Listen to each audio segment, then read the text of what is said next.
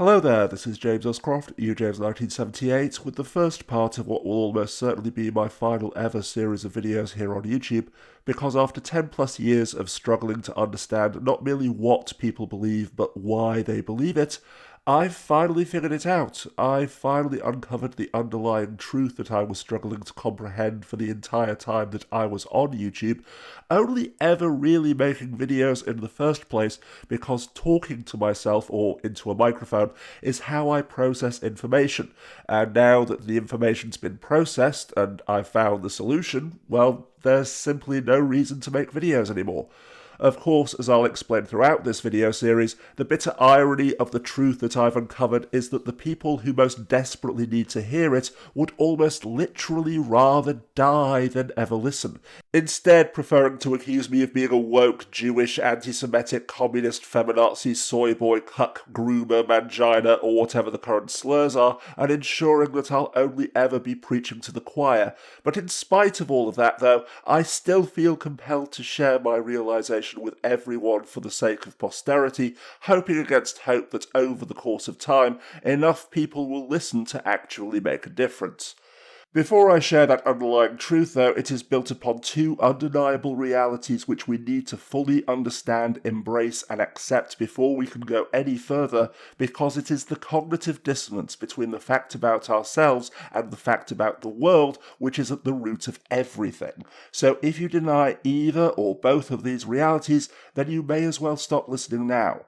First of all, the fact that we all live under a grossly rigged and unequal hierarchical system in which we believe that we can only have more if other people have less. A system in which money, power, privilege, opportunity, and everything else are hoarded by those who already have it, meaning that whether you become a billionaire or die of an easily curable disease before the age of 5 depends almost entirely upon who your parents were.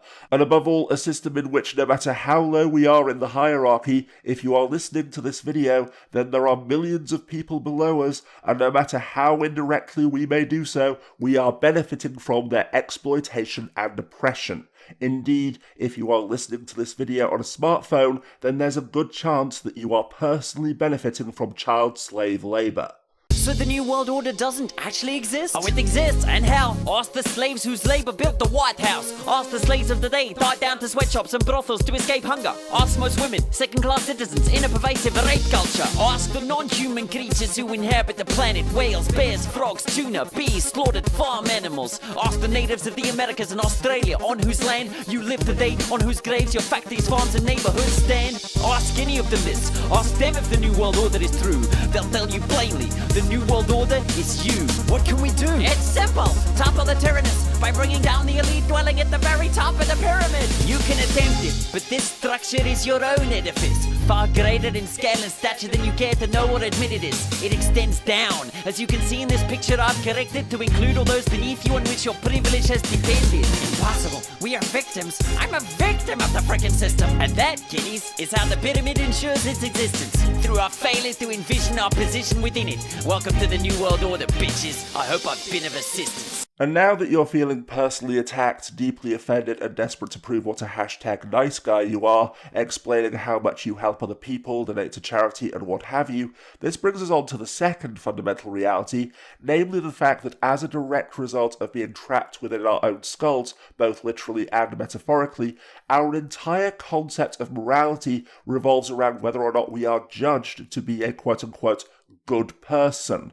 That completely irrespective of what we actually do, from buying phones made with minerals mined by child labour and laughing at rape jokes to apologising for, defending and even committing mass murder and genocide, our only concern is whether we feel that we are still the good guy. In other words, we don't want to put in the work and make the sacrifices necessary to actually do good, because remember, good is something that we do, not something that we are. That even if we never did anything to harm anyone for our entire lives, ...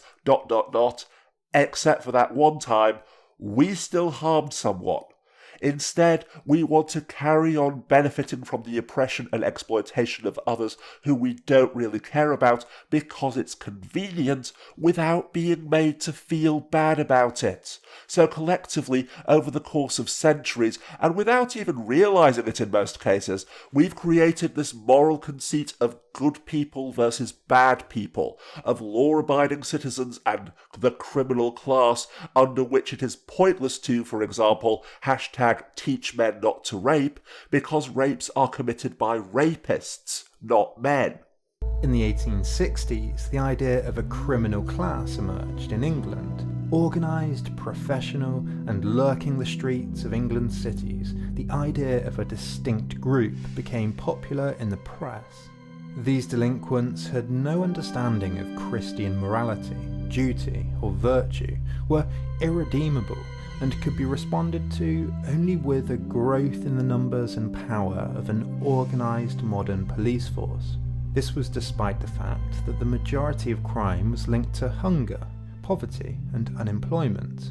A 1904 Scotland Yard report concluded that the so-called unemployed have the appearance of habitual loafers rather than unemployed workmen. The poor and distressed appearance of numbers of persons met in the East End is due more to thriftlessness and intemperate habits than to absolute poverty.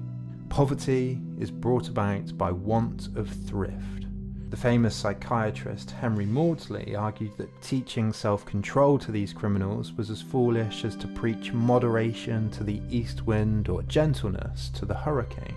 And similarly, that racists, sexists, and other bigots are fundamentally bad people who can never be redeemed, thus creating a world in which people are more outraged by, for example, the mere implication that something we say or do might possibly be perceived as racist than we are by racism itself. Because, as I'll explain in part 7 of this video series, the fundamental problem is that we conflate action with identity, declaring that doing a bad thing means that you must automatically be a bad person because only bad people ever do bad things, meaning that when someone points out that something we or someone who we don't believe is a bad person said or did something racist, sexist, homophobic, transphobic, or what have you, instead of simply apologising and not saying or doing it anymore, we feel personally attacked, accuse them of reverse racism or what have you, and often double down, continuing to say or do the thing in question out of spite. Truly doing the right thing, or just a right thing, might take impressive amounts of work.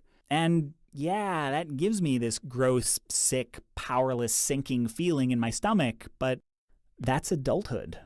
When he hears Anita Sarkeesian talk, Jack gets all these awful feelings, and it's only a short hop to thinking that Sarkeesian's purpose in speaking at all is to make him feel that way, that she wants him to feel guilty and powerless. But the truth terrifies him even more, that Anita Sarkeesian doesn't care how he feels. I mean, that's not exactly true. Sarkeesian has chosen to drop sarcasm and humor from her videos in favor of a more diplomatic tone, in part to anticipate Jack's knee-jerk reactions. It's not like enjoying imperfect games makes him a horrible person. No one expects him to hate them. It's both possible, and even necessary, to simultaneously enjoy media while also being critical of its more problematic or pernicious aspects.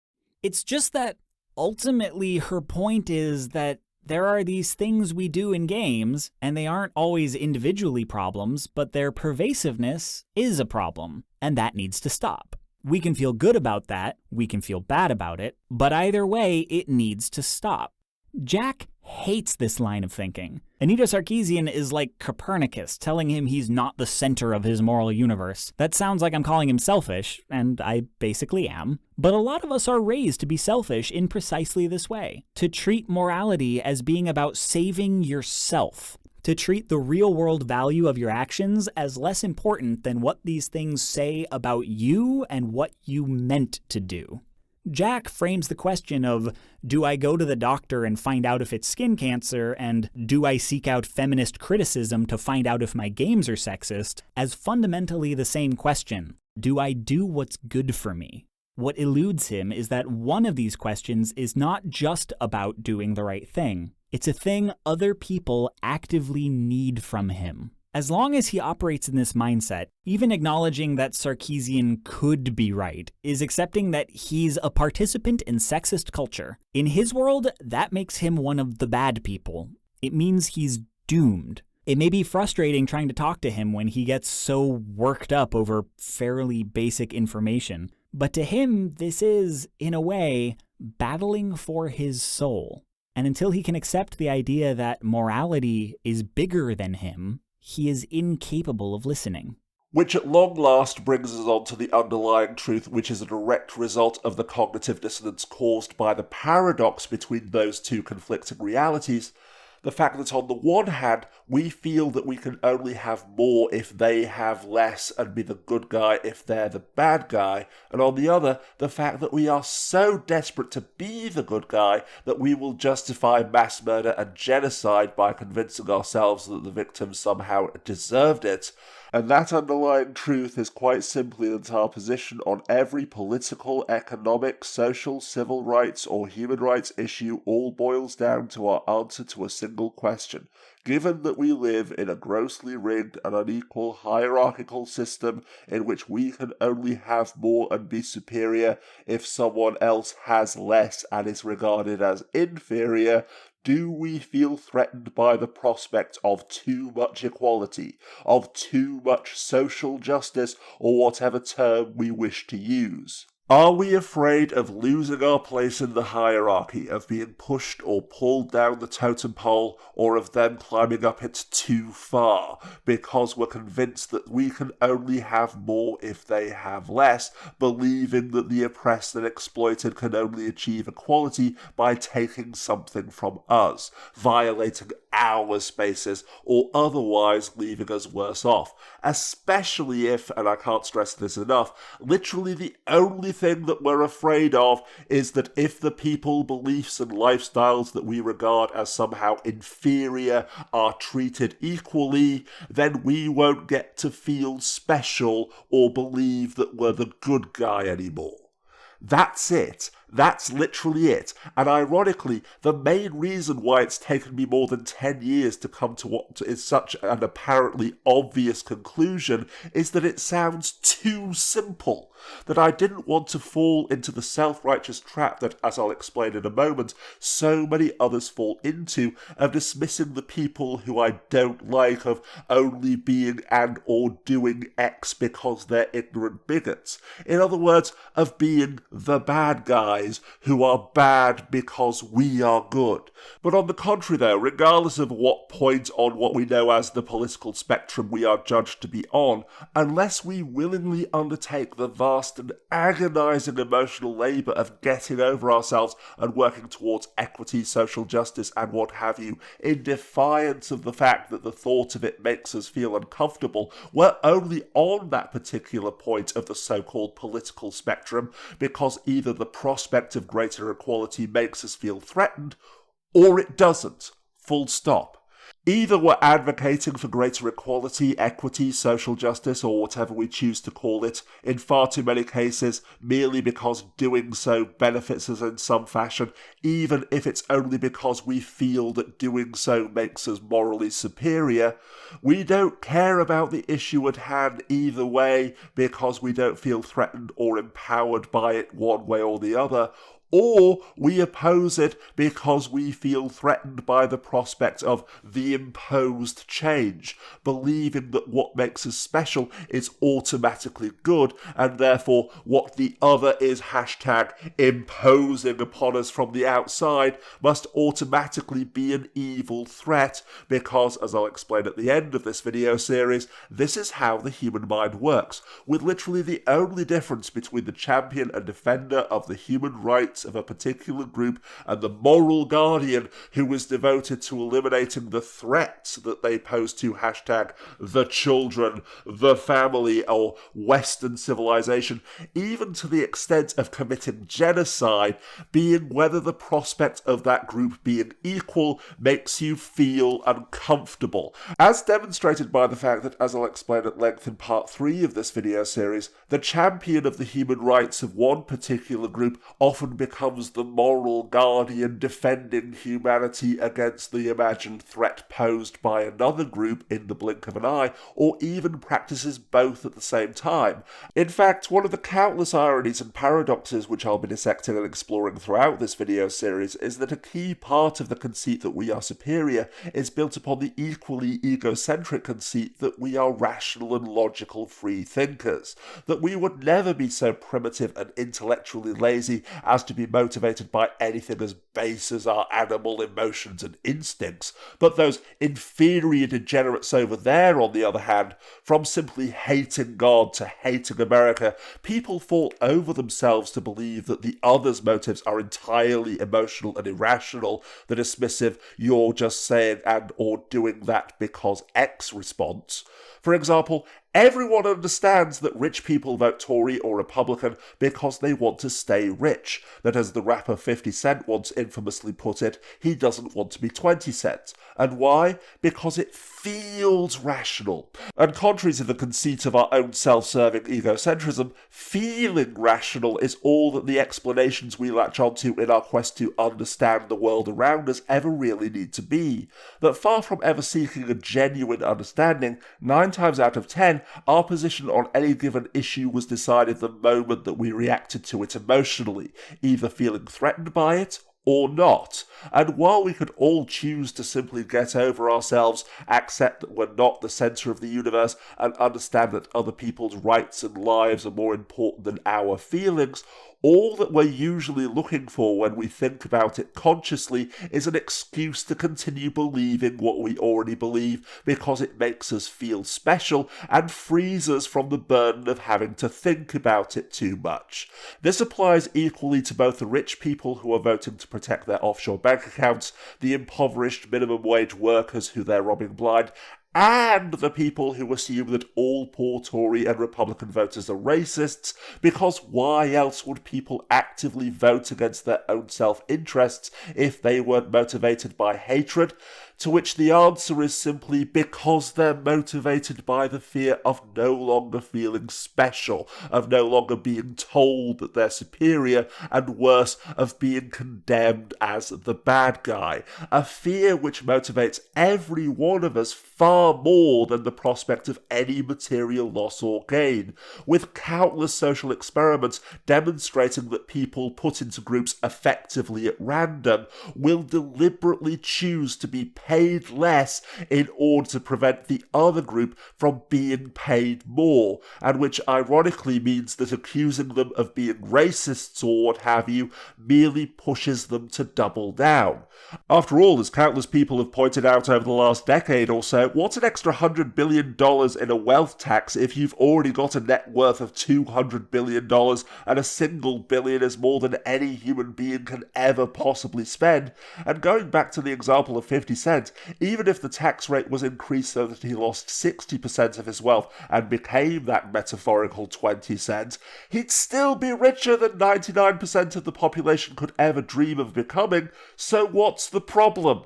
The fact that under laissez-faire capitalism, being rich makes you a hero, an inspiring success story who pulled himself up by his bootstraps. So when the government, takes some of their money, or people start pointing out that no, they didn't earn it through hard work and sacrifice, they just benefited from a grossly rigged and unequal economic system, they don't get to be that hero anymore. In fact, overall, it seems that rich people can't help but develop these, let's call them symptoms. You overestimate your own abilities, think less about the feelings of others, get increasingly isolated, and yet you still want more. We can even circle back to that Paul Piff TED Talk to see how all these elements come together, quite perfectly, in a game of Monopoly rigged to favor one player over the other. The rich player started to move around the board louder, literally smacking the board with their piece as he went around. We were more likely to see signs of dominance and nonverbal signs of displays of power and celebration among the rich players. P-Dog brought in more than 100 strangers and then paired them off to play one-on-one. But in each group, one of the players was randomly selected to start with double the money, roll 2 dice instead of 1 per turn, and get twice as much every time they passed go.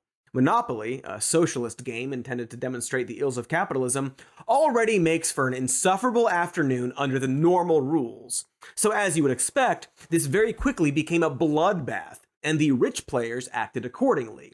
They became boastful, disregarding the feelings of the strangers sitting across from them, and even started taking more pretzels from a communal bowl placed on the table. After the game was over, the winners were asked why they thought they won, and incredibly, very few of them mentioned the coin flip. Instead, they talked about their own strategies, the shrewd moves they had made to buy properties and take control of the game. It's almost as if they had a sort of amnesia about the obvious head start they'd been given, maybe because acknowledging that would make them feel bad.